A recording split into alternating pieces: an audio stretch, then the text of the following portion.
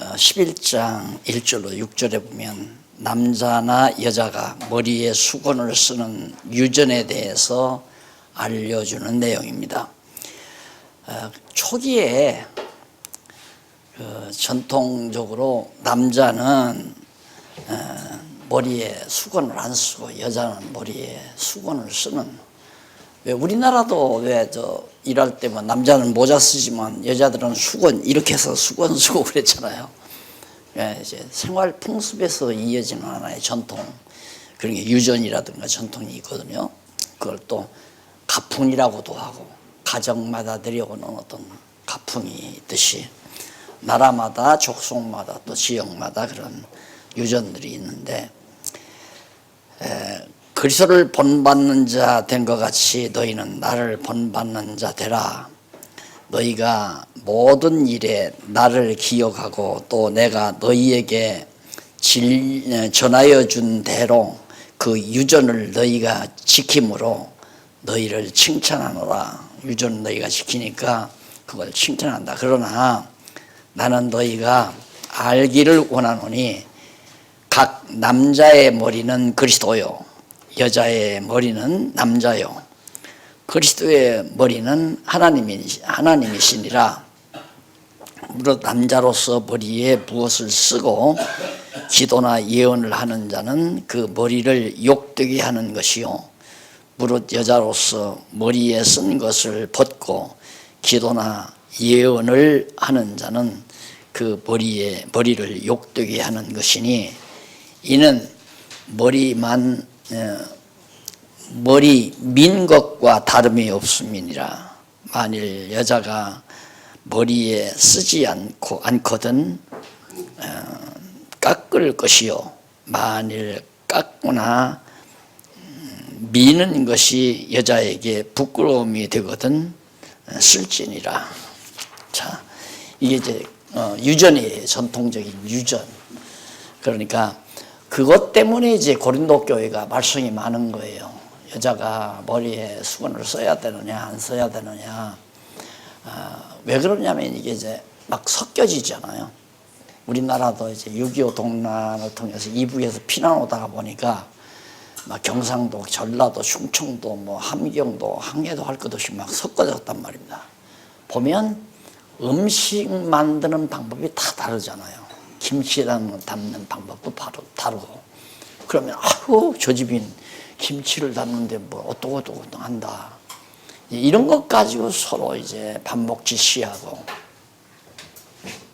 바로 교회 일치가 깨지는 이유가 그런 인간적인 생활 속에서 굳어져 나오는 유전 때문에 있어서는 안 된다 이 말이에요. 그래서 유전에 얽매이면 안 돼요.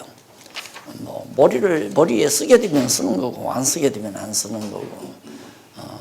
과거 뭐 해방 이후에 이제 또 기독교가 들어오면서 대부분의 많은 사람들이 상투를 다 잘랐잖아요. 상투를 다 잘랐는데 끝까지 고집하는 세력이, 여기 충청도 계신지 모르지만 충청도 산골 시골에서는 그냥 상투 그냥 틀고 살았잖아요.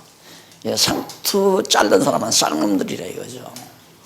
이제 이런 것 때문에 이제 교회가 서로 분란이 일어나고 그러니까 그 유전을 우리는 넘어서야 된다. 그런 것 가지고 다툼이 일어나서는 안 된다.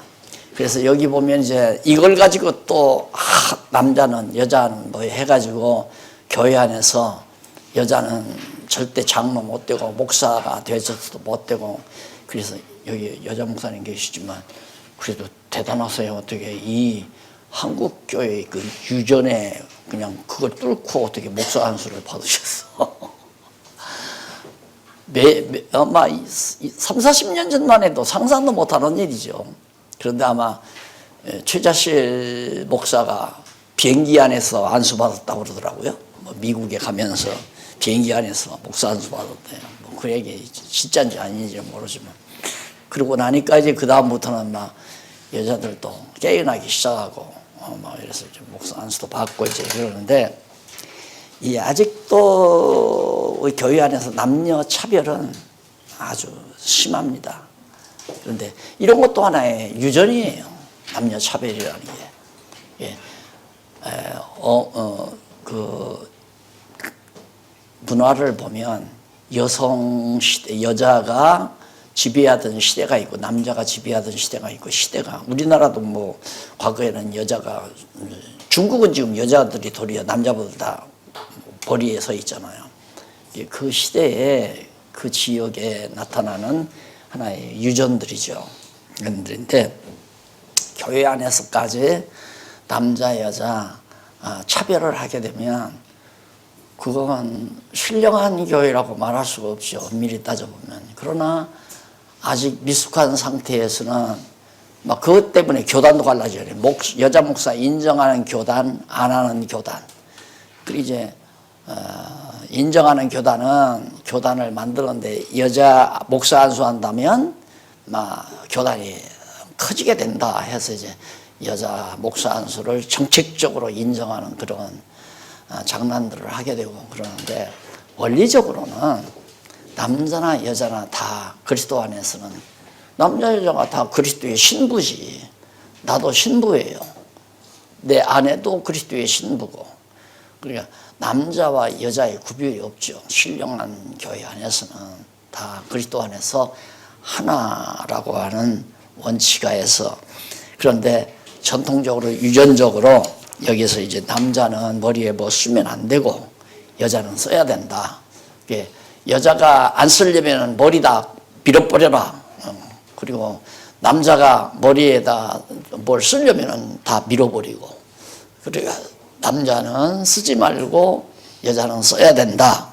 그런 유전이 있는데, 그걸 일단 바울이 그렇게 가르쳤던 것을 이제 잘 지켜나가는 것이 참 칭찬할 만하지만, 그러나 7절로 12절 보십시다. 서로 다른 남녀가 모두 하나님께로부터 나왔음을 알려주는 겁니다. 이게 이제 정답이에요. 남자는 하나님의 형상과 영광이니 그 머리에 마땅히 쓰지 않거니와 그가 쓰고 안 쓰고 하는 원리를 말해주는 거예요. 남자의 영광이니라. 남자가 여자에게서 난 것이 아니요 여자가 남자에게서 났으며, 또 남자가 여자를 위하여 지음을 받지 아니하고 여자가 남자를 위하여 지음을 받은 것이니, 근본적으로 이러므로 여자는 천사들을 인하여 권세 아래 있는 표를 그 머리에 둘지니라. 그러나 일단 유전적으로 하는 얘기예요. 그래서 이제 천주교에서는 미사 드리러 갈 때 여자들이 이거 뭐 수건 쓰고 가잖아요. 그거거든요.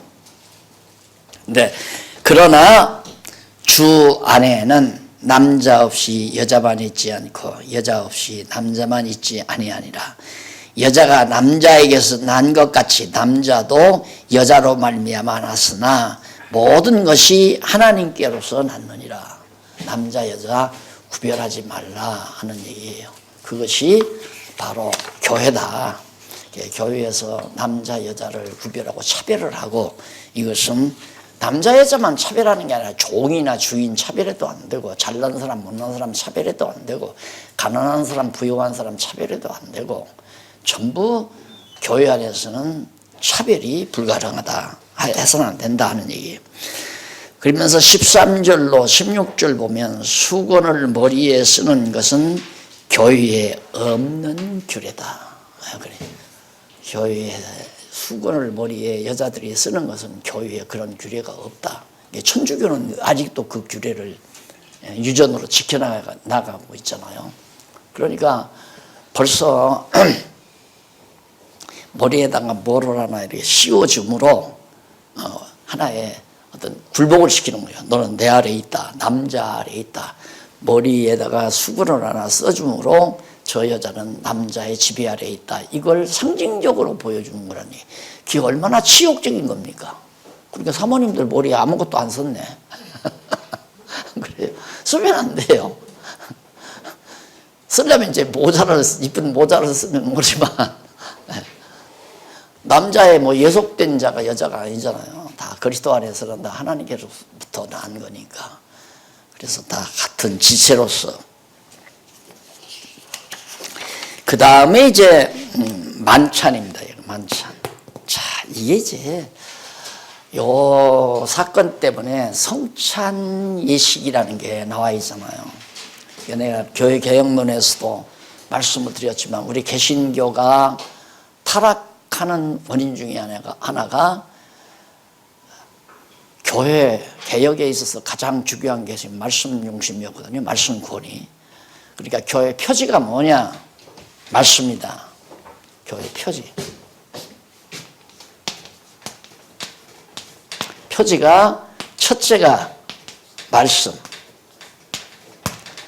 두 번째 세례, 세 번째 성찬. 이게 이제 교회 표지라는 거예요. 근데 사실은 이건 아니에요. 세례와 성찬은 표지가 아니에요. 이건 뭐냐면 사실 말씀을 전하는 하나의 방편이에요. 말씀을 전하는 방편. 그러니까 이 성찬이라는 것도 예식이 아니란 말입니다. 예식이. 말씀은 가르치는 거죠. 전파하는 거. 그러니까 기독교는 실상 아무런 의식이 없는 거예요. 형식이나 의식이나 제도라는 게 없단 말입니다. 그냥 하나님의 말씀이 전파되어지는 것이 바로 교회죠. 두세 사람이 모였는데 거기 하나님의 말씀을 통한 성령의 교통하심이 이루어져요. 그러면 갑이라는 사람하고 을이라는 나하고 둘이 만났어요. 만났는데 갑이라는 사람과 내가 하나님의 말씀을 아는 것과 믿는 것으로 성령이 하나 되도록 교통을 시켜요. 그럼 둘이 한 마음 한 뜻이 되는 거죠. 거기 말씀이 있기 때문에 그게 교회란 말입니다. 두세 사람이 주의 이름으로 모이는 곳에 머리 되신 그리스도가 함께 하신다는 얘기 아니에요. 이 교회라고 하는 건 뭐 수백 명, 수천 명, 수만 명 있어야 교회가 되는 게 아니고 두세 사람만 주의 이름으로 같이 모이면 그게 바로 교회란 말입니다. 주님의 몸된 교회, 지체의 교회, 지교회.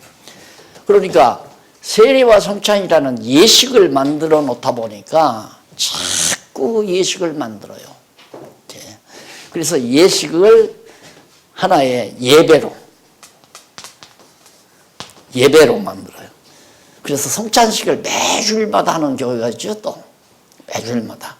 그리고 침례교 같은 경우는 강대상 뒤에다가 가지고 침례 베푸는 물두멍 하나를 만들어 놨잖아요. 만들어 놓고 커튼 걷고 들어가면 거기서 바로바로 그냥 세례 줄 수 있도록 침례 줄 수 있도록 그렇게 교회당을 설계하고. 그런데 이런 의식들, 예식들을 만들어 놓다 보니까 우리 개신교가 말씀의 중요성보다도 예식의 중요성으로 돌아서 버리고 만 거예요. 그러면 예식을 거행하려면 예식 진행자가 중요하잖아요. 그게 목사가 그래서 중요하단 말입니다. 목사는 반드시 일반 성도들보다 다른 의복을 입어야 되니까, 그래서 소위 성의라고 해서 거룩한 옷이라고 그래서 성의를 만들어서 걸트려 입고 그동안 무대에서 많은 예식을 집행해 왔단 말입니다. 왜? 하나님께 대한 예배는 이미 완성됐잖아요. 예수 그리스도께서 영원한 제사를 드림으로 다시는 예배를 드릴 필요가 없거든요. 예배 드리면 안 돼요. 지금은 예배가 있을 수도 없고, 닭 잡아서 드릴래요? 송아지 잡아서 드릴래요? 돈다발 갖다 놓고 제사 드리라는 데가 성경 없잖아요. 그런데 전부 예배라. 전부. 이래놓다가 보니까 기독교가 성경을 가르치는 가장 중요한 말씀의 표지거든요. 성경을 올바르게 뜻을 풀어 가르치는 일이 바로 그게 교회냐 교회가 아니냐의 중요한 표지란 말입니다. 우리가 옛날에는 중학교나 고등학교 할 때 모자 딱 쓰고 모표라는 게 있잖아요. 모표.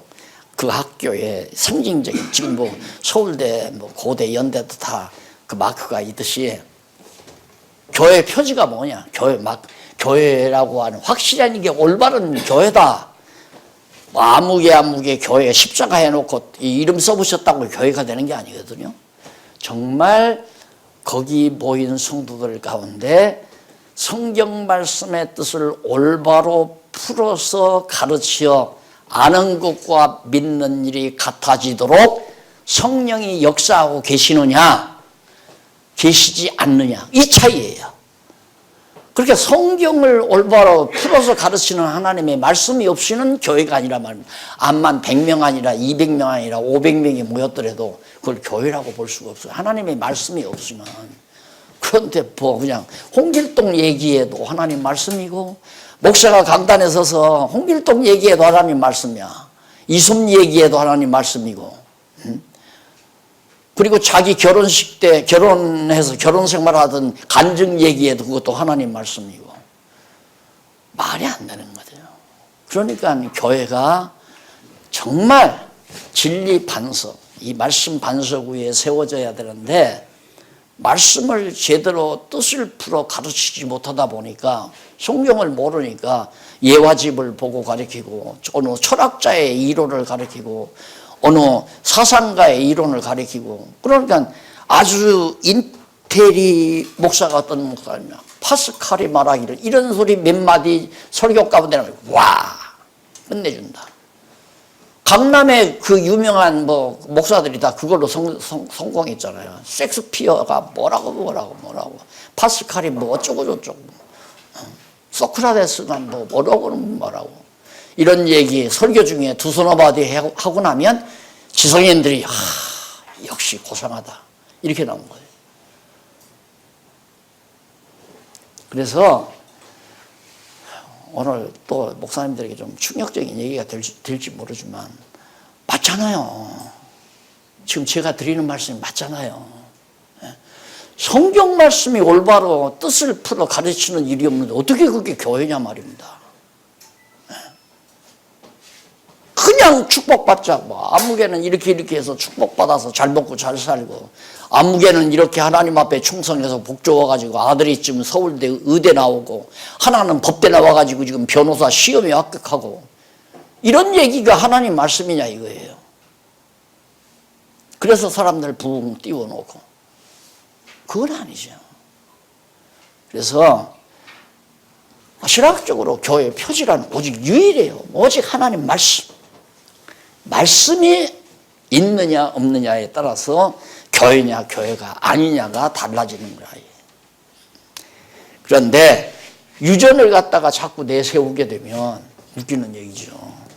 그 유전을 세우는 건 의식을 만들려니까 남자는 이쪽에 앉고 여자는 이쪽에 앉고 교회 나오면 반드시 무릎을 꿇고 앉고 나 시골에서 자랄 때 서울 사람들은 다 타락해가지고 의자 놓고 걸터리에 앉아서 하나님 앞에 예배 드린다 이거예요. 그때 딱 들었을 때 와, 그 사람들 다 지옥 가겠구나.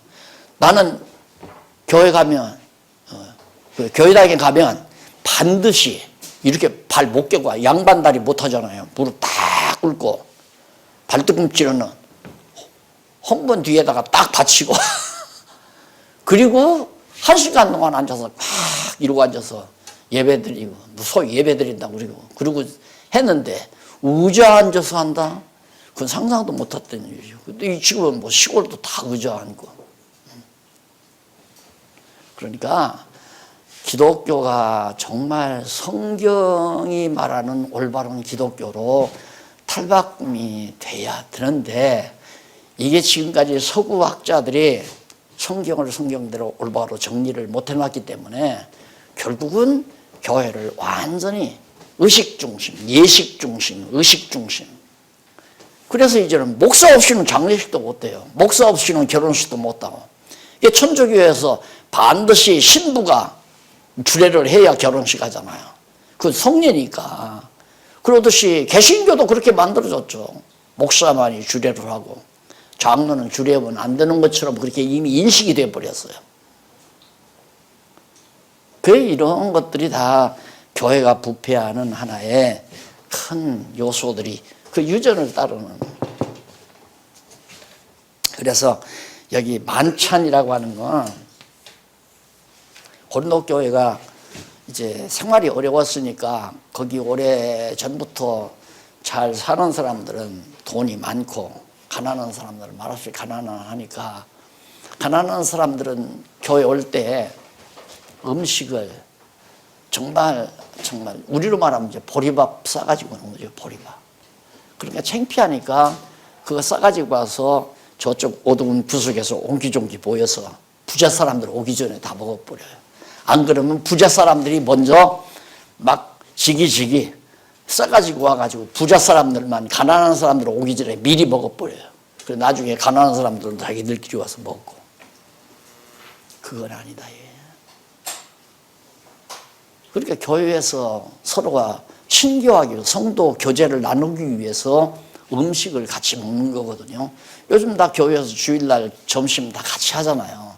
그걸 정말 성도의 교제 차원에서 서로가 식사하면서 담소도 하고 서로가 신앙적인 담소와 하나님 안에서의 선한 일을 서로 나누면서 그렇게 진지한 식사를 해가는 것이 만찬이에요. 교회. 그런데 그걸 갖다가 의식으로, 예식으로 만들어서 떡 이렇게 만들어. 요즘엔 떡도 안 해요. 빵집에 가서 그 카스테라 사다가 똑똑 잘라가지고. 나 어렸을 때는 할머니가 반드시 이제 도시에서 군산에서 이제 목사님이 오셔요. 우리 목사님이 없었으니까.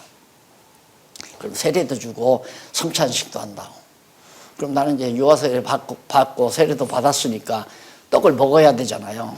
근데 그 어려운 때 정말 쌀을 이렇게 해가지고 꽁꽁 쪄서 흰물이 하얀 떡 그걸 만들어 이렇게. 그래서 그걸 다 잘라요. 자르면 귀비기가 남잖아요. 둥그런 시루에다가 떡을 했으니까 이렇게 반듯하게 자르면 귀비기가 남는단 말입니다. 그거 주었으면 너무너무 좋겠는 거야. 그거 먹고 싶어가지고. 눈독을 들이고 아무리 봐도 안 줘요. 큰일 났다 이거야. 그거 전부 다 걷어가지고 담장 밑에 흙을 파고 다 갖다 묻어버려요. 거기다. 그러면 막 안 볼 때 그거 다 파고 헤쳐서 먹고 싶죠. 그래도 먹으면 큰일 난다니까. 지옥 간다니까. 그래가지고 그걸 갖다가 이만큼씩 이제 잘라가지고 목사님이 다 가운 입고 다 근엄하게 죄 있는 사람은 먹으면 안 됩니다.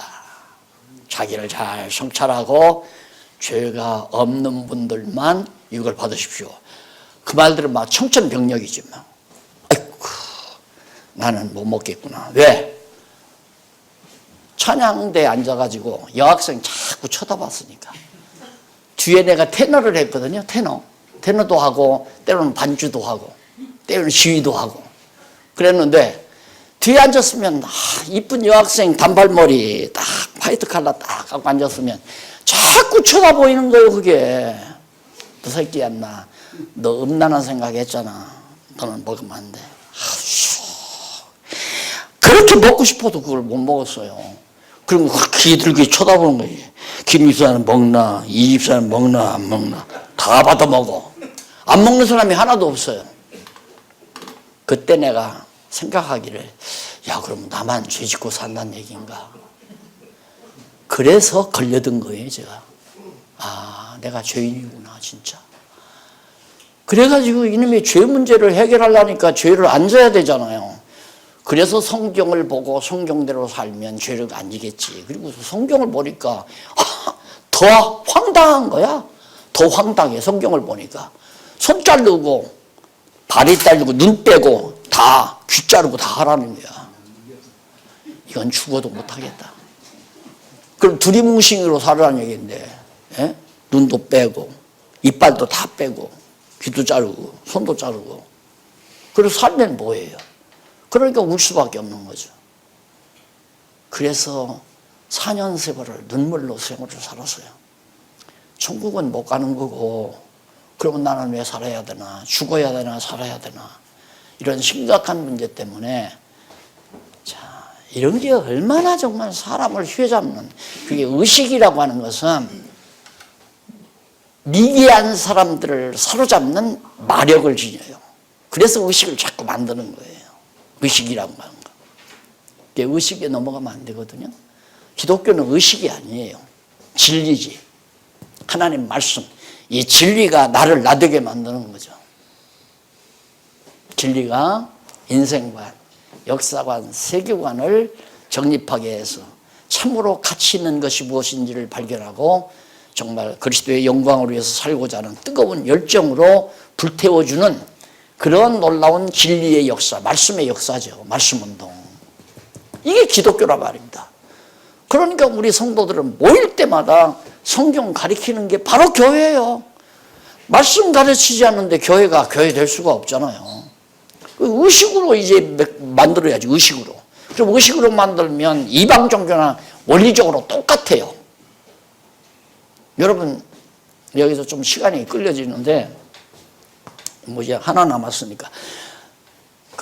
불교에 가면, 절간에 들어가면, 절간에 입구에 들어가는 문이 있죠? 처음에 딱 올랐으면 양편에 눈이 왕방울만큼 튀어나온 이런, 하여튼 왕도깨비인지 뭔지 하여튼 그게 딱 있어가지고 막 몽둥이를 들고 막 이리랑 물고 막 이러고 있습니다. 그걸 보고 숙연해지지 않는 사람이 없어요. 인간이 저질이면. 그러니까 진리로 무장되지 아니하면 그거 앞에서 움츠란다 이 말입니다. 그러면 자연히 시주돈이 나와요. 내가 정성을 다해서 시주를 해야 되겠다. 그럼 시주돈 딱 내일 각오를 하고 떡 들어가니까 귀가 청 늘어지고 실눈 딱 뜨고 있는 인자하신 부처님께서 딱 이러고 그럼 거기서 이제 마음이 놓이는 거죠. 휴, 저 인자하신 분은 나를 다 용납해주고 나를 위해 주겠다. 정성만 드리면. 그리고 천배만배 거기서 드리는 거 아니에요. 천배만배. 예? 천배만배라는 말이 거기서 나오거든요. 그러고는 그냥 어떻게 나와요? 10,000원짜리, 50,000원짜리 넣고 나와야죠. 그래 똑같아 기독교랑. 여기서 그냥 벌 받는다, 지옥 간다, 저주 받는다.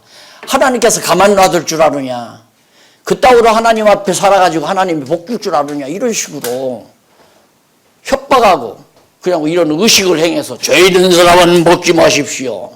떡조가리 하나 가지고 먹으라 말라 죄 있으면 먹지 마. 아무도 먹지 말아야지. 다 죄인이니까. 내가 그때 떡 먹으려고 억울한 게 지금도 살아가지고 지금 이렇게 나온 거야. 말도 안 되는 얘기지. 나는 그런 기독교 같으면 나는 안 나네. 나는 완전 발로 차버리지. 난 용납 안 해요. 기독교가 그런 거라면. 떡조가리 가지고 먹으라 말라. 에?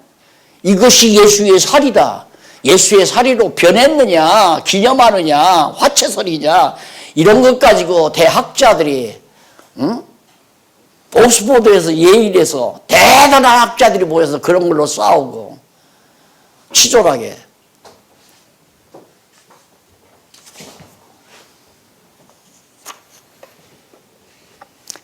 부당하게 먹는다는 말은 부자끼리 모여서 먹고, 가난한 사람들끼리 모여서 먹은. 그렇게 교회 분당이 생기잖아요. 부자와 가난한 자가. 도리어 교회는 부자 사람이 연보를 해서 가난한 사람들을 구제하는 게 교회인데, 이건 뭐 부자는 부자끼리 모여서 놀고, 가난한 사람은 가난한 사람끼리 모여서 놀고. 교회도 그래요. 총회도 가보면, 딱 보면,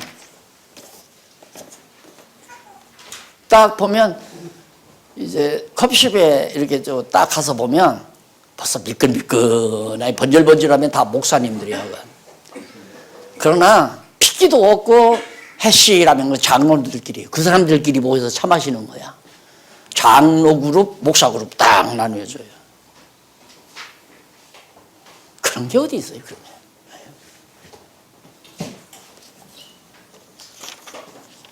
만찬을 합당하게 먹어 판단을 받지 않게 하라고.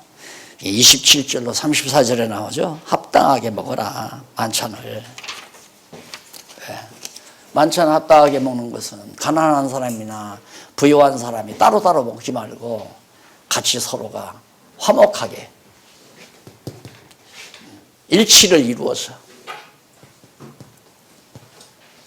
같이 사랑으로 나누는 그런 아름다운 식사, 그걸 말하는 겁니다. 그러면서 바울이 뭐라고 얘기하느냐면, 저기 한번 7페이지 한번 보실래요? 8407페이지. 그 밑에서 9째 줄 바꾼 데 보시면 그리고 연이어 바울은 그런즉 내 형제들아 먹으러 모일 때에 서로 기다리라. 좀 제발 부자 사람들 끼리끼리 먼저 먹지 말고 가난한 사람들 올 때까지 좀 기다리라 이 말이야. 좀 기다렸다가 서로 나누어 먹으라 그 말이야. 되지 않게 하려 함이라. 모임이 왜? 기다리라는 말은 만일 누구든지 시장하거든 집에서 먹을지니 배고프거든 집에서 먹고 와라. 교회 와서 자꾸만 그러지 말고 이는 너희의 판단받는 모임이 되지 않게. 저 교회는 부자끼리 먹고 가난한 사람 가난끼리 먹는다. 이렇게 판단받지 않게 하려고 한다. 그러면서 고린도 교회 형제들이 가난한 자나 부유한 자가 다 함께 만찬을 먹음으로 그리스도의 몸된 교회가 일치를 이루어 주님의 책망을 듣지 않도록 하라는 뜻으로 당부했는데 그러면서 바울이 이 말을 해요. 그 남은 것은 나머지 지금 내가 이렇게 글로 이렇게 썼는데 남아있는 것은 내가 언제든지 갈 때 규정하리라. 이 규정하리라 했다고 해서 성찬 예식 방법을 규정하라고 했다는 거예요. 그래서 바울이 뒤에 가서 성찬 예식에 어떻게 해야 되느냐 그걸 다 규정해서 했다 이거죠. 그게 아니고 거기 규정하리라는 말이 뭐냐면 헬라어로 다탁소마이라는 말이에요. 이건 정돈하겠다 또는 명령하겠다, 규정하겠다 그런 뜻이거든요.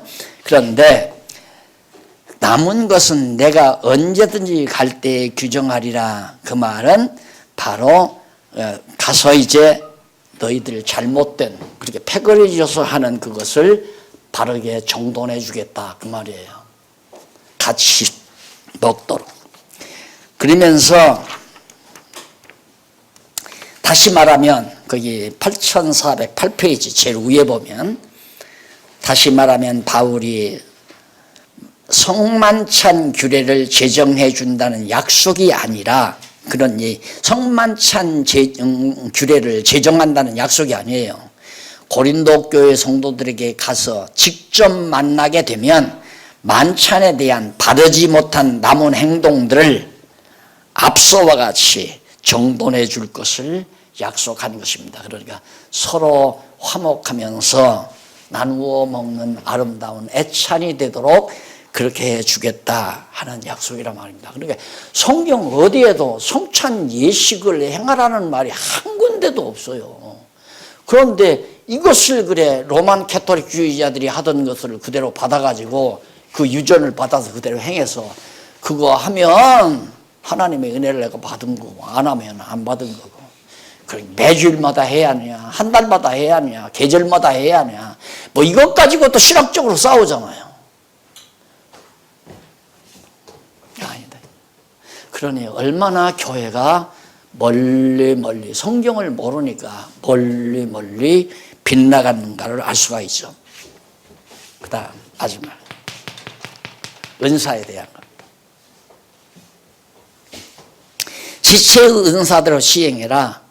1절로 11절에 보면 신령한 은사를 성령이 각 사람에게 나누어 준 것을 알려줍니다. 직분이라고 하는 것은 직임, 은사라고 하는 것은 은사에 대한 직임을 우리는 뭐 집사니, 장로니, 목사니, 권사니 이런 직임 명칭을 주잖아요. 그런데 그 은사를 누가 주느냐면 성령이 주어요. 당회가 임명하는 것도 아니고 노회가 임명하는 것도 아니고 성령께서 각각 그 은사를 주는 거다 이 말입니다. 그런데 과거 로만 캐토릭이 로만 캐토릭주의자들이 성직을 수여하는 권력을 준 거죠. 성직을. 그러니까 신부라든가 추기경이라든가 이런 성직을 자기들이 줄 수 있는, 수여할 수 있는. 그러니까 왕이 벼슬을 하사하는 것처럼 그렇게 생각을 하고 그 짓을 한 거예요. 그걸 개신가 그대로 받아들인 거 아니에요. 받아들여서 목사는 노예가 임명을 하고 노예가 목사는 임명을 하고 뭐 안수를 하나 목사 안수를 한다든가 그 다음 뭐 장로는 당회에서 하고 안수 집사도 당회에서 하고. 성경에 그런 게 어디 있어요? 예? 노예 당회라는 것도 없어요. 솔직히 말해서. 총회도 없고. 예. 총회, 헌법에 보니까 총회 근거를 어디에 찾냐면, 제사음식, 또 목매어 죽인 고기, 피, 이거 먹는 것 때문에 이제 이방인 교회가 막 소란스럽고 싸움이 벌어지니까, 교회에 분쟁이 일어나니까 바울이 그걸 상의하러 예루살렘에 가잖아요. 예루살렘에 가서 누구를 만나느냐면 야고보도 만나고 베드로도 만나고 사도들을 만납니다. 왜 갔느냐면 상의하러 간 거예요. 이런 일이 있는데 어떻게 하면 좋으느냐. 거기에 무슨 회장도 없어요. 그냥 만나서 서로 주고받다가 얘기하니까 야고보가 그러면 그럴 게 아니라 그 이방인들 따라 조금만 주의를 시키면 되지 않겠느냐. 유대인들이 볼 때는 막 목매어 죽인 고기 막 먹어버리고 막 뻘건 피를 뻘꺽 먹는 걸 유대인들로서는 참 보기 힘들 것이다. 그러니까 아무리 먹고 싶어도 이방인들이 조금 삼가해 주면 좋겠다. 그것이 먹으면 된다 안 된다는 진위 문제를 따지는 게 아니에요. 진리 문제를 따지는 게 아니라 지금 건동 문제란 말입니다. 건동. 교회가 싸우지 않고 화목하게 해서 세워가는 방법은 이걸 먹어야 되느냐 먹지 말아야 되느냐 하는 그런 어떤 예식이라든가 그런 규범에 의해서 교회가 되는 게 아니다 이거죠. 그러니까 이방인들이 유대인들의 사정을 좀 이해를 해서 조금은 상가하도록 그렇게 하는 게 참 그거 좋겠다 해서 만장일치로 서로 합의가 된 거예요. 그걸 총회라고 만들어놨다. 그게 총회의 근거다 이거예요. 총회, 거기 총회장도 없고 서기도 없고 아무도 없어요. 교회 직분은 누가 주느냐? 성령께서. 그걸 뭘로 하느냐? 저 사람이 은사를 받으면 해요. 어떤 사람은 그냥 구제하고 싶어 하는 사람이 있죠. 자꾸 구제하는 사람. 누가 어려움에 있다면 그냥 목사님 몰래, 목사님도 알리지도 않고 자기가 가서 쌀 한 포대 떡 팔아서 그냥 사다가 정말 생활하도록 그렇게 만들고 연탄 100여 장 딱 놔주는 경우. 이런 양반들은 구제의 은사를 받은 거예요. 성령께서 그 사람에게 구제 은사를 주었기 때문에 그런 사람이 집사죠. 구제를 전문적으로 하도록 한 게 집사란 말입니다. 그러니까 베드로가 막 설교를 하니까 하루에 5,000명, 3,000명 돌아오도록 막 사람들이 와서 연보를 하니까 연보가 막 엄청 쌓였잖아요. 그 연보란 뭐냐면 이게 보자거든요. 보자고 여기는 이제 연자고 연보 그렇단 말입니다. 버릴 연, 보충할 보. 내가 내서 없는 사람에게 보충해 준다. 이게 연보예요. 연보는 있는 사람이 내 가지고 없는 사람에게 보충해 주는 거. 그래서 평균케 하려는 거. 예를 들어서 성도 가운데 어느 가정은 한 달에 30만 원 가지고 그냥 번역을 치르는 성도가 있고 어느 가정은 한 달에 3천만 원씩 쓰는 가정이 있다 이 말이에요. 그러면 말씀으로 잘 목사님께서 말씀으로 잘 가르치고 양육을 하게 되면 성령께서 그 말씀을 통해서 3천만 원 가지고 생활하는 성도의 마음을 움직여요. 움직인다 이 말. 내가 나 혼자만 이렇게 살아서는 안 되겠구나. 그 누가 성령께서 그렇게 움직이는. 왜? 목사님이 말씀을 잘 가르치니까 들어보니까 맞거든. 그러니까 감동이 오면 목사님을 통해서 하든 교회를 통해서 하든 자기가 직접 하든 상관이 없어요. 자기를 감추고 싶으면 교회에다가 아무개 성도 구제연보라고 목적을 붙여서 예를 들어 100만 원을 딱 냈다. 그러면 돈 100만 원은 그 가정으로 반드시 줘야 돼. 목적이 그거니까. 연보라고 하는 건 원래 목적이 있어야 되거든요. 근데 예루살렘 교회가 처음에 연보할 때 구제는 구제지만 무조건 막 누구를 구제한다. 이게 목을 안 정하고 무조건 싸놨어요. 쌓아놨어. 사도들이 그걸 하다 보니까 막 불만이 속출하거든요. 왜 저 사람은 많이 주고 우리는 적게 주느냐. 왜 저 사람은 해주고 우리는 안 해주느냐. 헬라파 유대인, 그 다음 히브리파 유대인, 유대인이 다 같지만은 헬라로 이민 가서 2세, 3세들이 있고 유대 나라에서 그냥 사는 유대인이 있고 가난한 사람이 그렇게 다른데 왜 헬라파 유대인만 생각하느냐? 왜 유대파 유대인만 생각하느냐? 그 싸움이 벌어지니까 아이고 이거 우리 할 일 아니다. 그래서 세운 게 집사예요.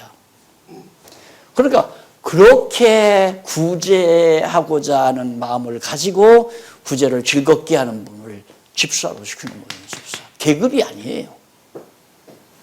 내서 보충해 주는 거. 그런데 내놓은 돈이 많으니까 죄송해요. 우리 박 목사님 판공비 얼마나 쓰는지 모르지만 목사 활동비 1년 20억. 안 놀래요? 왜 안 놀래요? 이 짓을 하니까 정부에서 세금 매기겠다 이거예요. 말이나 되는 얘기입니까?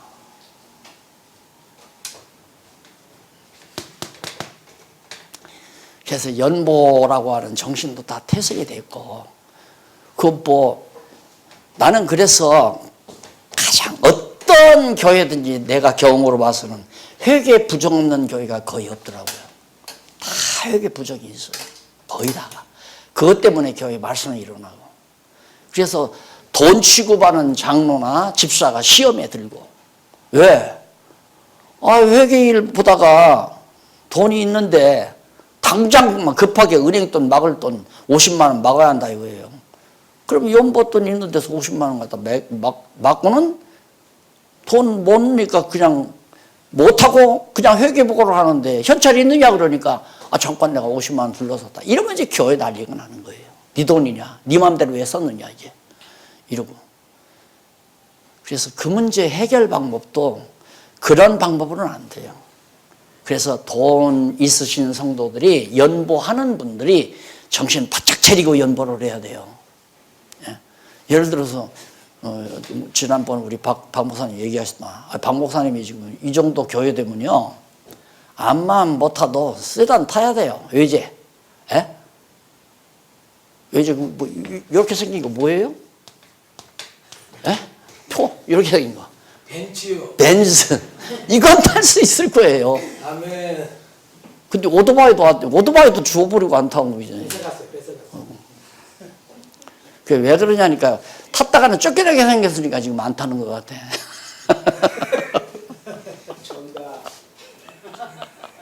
아니 그래. 내가 해봤거든요. 나는 내가 산 게 아니라 어느 돈 있는 장로가 갑자기 나 어디 가서 성경 강의를 하고 있는데 사람을 보냈어요. 사람을. 그 쌍용차를 판매하는 판매원을 보내가지고 이거 장로님이 보냈는데 장로님 차 선택을 하랍니다. 이러면서 카탈로그를 딱 가지고 왔어요. 왔는데 나는 난데없는 얘기죠. 그래 어떻게 된 일이요? 그러니까 당회에서 그렇게 해서 엄장로님이 장로님이 사기로 했다. 당회에서 그렇게 해준다면 해봐야죠 하고 그냥 2000cc짜리 아니 그런 거 말고 그냥 6000cc 이런 거 하시라고. 그래서 6000cc 하라는 대로 그걸 했잖아요. 체험회를. 그래서 그걸 가지러 딱 평택인가 어디를 갔는데 딱 새까만 차가 딱 나오는 리무진 3칸 중간에 칸 하나 더 있는 거 그게 딱 나와 있더라. 난 죽어도 이거 못 끌고 간다. 난 이거 끌고 왔다가는 교회에 그냥 그날로 사표낸다.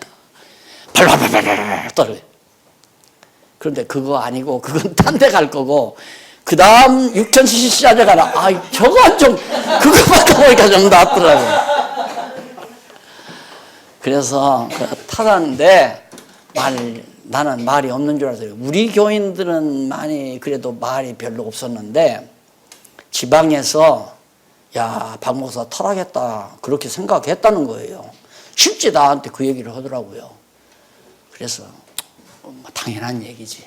내가 6000cc 타고 다닐 주제도 아니고 그래서도 안 되고 그래 자꾸 그렇게 해주라니까 그냥 엉겁게 탔는데 나중에 이제 은퇴할 때 다 반납해버리고 말았지만은 정말 우리가 은사 각각 은사 따라 살아가도록 해줘야 돼요. 은사 따라 살아가게 하지 않고 자꾸만 자기 중심으로 살으라고 하니까 목회자들이 내 중심으로 좀 살아주라. 당신 돈 있는 사람 당신 나 중심으로 살아주고. 그거 좋은 거 아니에요. 진짜. 그 코에 한번 떡 얻어 걸리면 끝나요. 목회자는. 돈 있는 사람에게 딱 코에 끼어버리면 그 사람 중심으로 교회를 이끌어가야 되잖아요. 안 그러면 이제 들고 일어나니까. 그래서 이제 앞으로 목사님들 많이 연구할 게 뭐냐면 재정 문제, 행정 문제. 이게 지금 한국교회가 직면하고 있는 가장 심각한 문제입니다. 재정 문제를 어떻게 처리할 건가. 목사가 간섭 안 하면 엉망진창이 될 거고, 간섭하자니 또 그것도 크게 문제가 되고, 이게 난 문제거든요. 이런 문제들을 우리가 성경적으로 바르게 정리해서 각각 받은 바 은사 따라 집사할 사람 집사하고, 그리고 가만히 보니까 어느 집사는 성도들이 쫙 존경하고 따라요. 그분이 얘기를 하면 성도들이 잘 순응을 하고 같이 따라주고, 저분은 정말 다스리는 은사, 장로의 은사죠. 이게 다스린다는 게 어떤 권력 가지고 다스리는 게 아니라 신앙적인 인품을 가지고 사랑으로 다스려가는 그런 은사를 받은 분이 장로가 돼야 되잖아요. 그 장로가 시켜서 장로가 되는 게 아니라 장로 일을 하기 때문에 장로로 우리가 받아들이는 거죠. 나중에 받아들인다는 말이 나와요. 무난하라는 말이. 그러니까 우리는 어떤 정치적인 체제를 통해서 누구는 목사 되고 누구는 장로 되고 누구는 집사 되고 권사 되고가 아니라 성령께서 각자에게 주신 은사 따라 생활하는. 여자 집사도 맞아요. 여자도 보니까 가만히 보니까 덕망이 있고, 여자분이 덕망이 있고 인품도 있고 성도들이 그분 말이라면 다 순응하고 따르고 같이 협력을 하고 잘 지도해가요. 교회를 조용하게. 그럼 그분이 권사지 뭐. 그런 권사가 어디 있어요. 그런 권사가. 신앙적으로 바르게 말씀을 통해서 지도하고. 그렇게 했는데 요즘 지금 제 목회하던 가운데서는 지금 한 대여서팀이 더 되는 것 같아요. 옹기종기 이렇게 단계별로 눈높이별로 모여서 그 권사님들이 이렇게 성경 지도를 하는데 난 그것만 봐도 살맛이 나요. 와, 바로 이거야. 바로 교회란 바로 이런 거야. 이게 내가 전하고 가르치니까 그걸 배워가지고 너무 좋으니까 자기들 또 후배들에게 자꾸 이렇게 대사람들 7, 8명, 38명씩 이렇게 둘레 앉아서 주일날 나와서 그렇게 공부하고 가고, 그리고 각자 받은 바 은사 따라 봉사하고 살아가며, 그게 바로 은사대로, 지체의 은사대로 시행하는 그런 나눠주는 것 나오죠. 각 사람이 은사를 성령께서 각 사람에게 나눠준다. 그래서 성령으로 세례를 받아 한 몸 지체가 되었습니다. 손은 손으로도 하고 발은 발로도, 오른손은 오른손, 전부 온몸에 각각 기능이 있듯이 1000명이 모이면 1000명 성도들이 각각 기능이 있어요. 자, 우리 구지하고 살 사람들은 나랑 같이 합시다 하면은 100명, 예를 들어서 우리 이 왕성교회 같은 분은 50명도 모일 수 있고 30명도 모일 수 있고, 그러면 구제부장이야. 그냥 그분이 구제부장, 나이 제일 많은 그 권사님이 당신은 구제부장하고, 그 다음 어린 정말 가난한 학생들 장학금 내주고 싶습니다. 그런 사람 모이십시오. 40명 50명 모이면 그분들이 걷어서 대학 등록금도 대주고, 그리고 그분이 장학회 회장이고. 정말 가난한 나라, 지금 동남아 지역에 가난한 나라 선교합시다. 나 거기 동참할래요. 모여서 30명 40명 모여서 매월 5만 원도 내고 10만 원도 내고 걷어서, 예를 들어서 예산되면 동남아에 선교사 2분도 보내고 3분도 보내고 선교 활동도 하고, 이렇게 하나님께서 성령께서 은사를 주신 대로 은사를 맡겨서 시행하도록 해야만이 일치가 깨지지 않는다. 그래서 12장 20절로 27절 약한 자에게 존귀를 더해주는 그런 장면. 그래서 언제나 은사란 힘 있는 자가 힘 없는 자에게, 강한 자가 약한 자를 위해서, 이게 원칙이에요. 공식이에요. 힘 있는 자가 힘 없는 자, 강한 자가 약한 자, 가진 자가 가지지 못한 자에게 베푸는, 이것이 바로 우리 교회의 주요한 은사 시행의 모습이죠. 그래서 은사 가운데는 가장 큰 은사가 사랑의 은사라고 나오잖아요. 사랑의 은사. 기도하십시다. 자비하신 아버지 하나님, 하나님께서 이처럼 사랑하는 동역자들과 함께 이렇게 온종일 사랑하는 교회 봉사를 사랑의 봉사를 받아가면서 진리 안에서 아름다운 교제를 나누게 하신 하나님의 사랑을 진심으로 감사합니다. 보혜사 성령께서 우리와 함께 역사하지 아니하시면 사람들만 모여서 서로 지식을 자랑하고 또한 자기를 과시하다가 서로 헤어질 수밖에 없는 것이 우리 인간의 처참한 모습입니다. 앞으로 남은 시간도 우리와 친히 함께 하셔서 아름다운 성령의 교토하심 아래 진리로 크게 무장하여 무너져 내리는 한국교회를 다시 일으키는 일에 소중하게 쓰임받는 하나님의 귀한 역군들이 되게 해 주시옵소서. 예수님의 이름으로 기도드립니다. 아멘.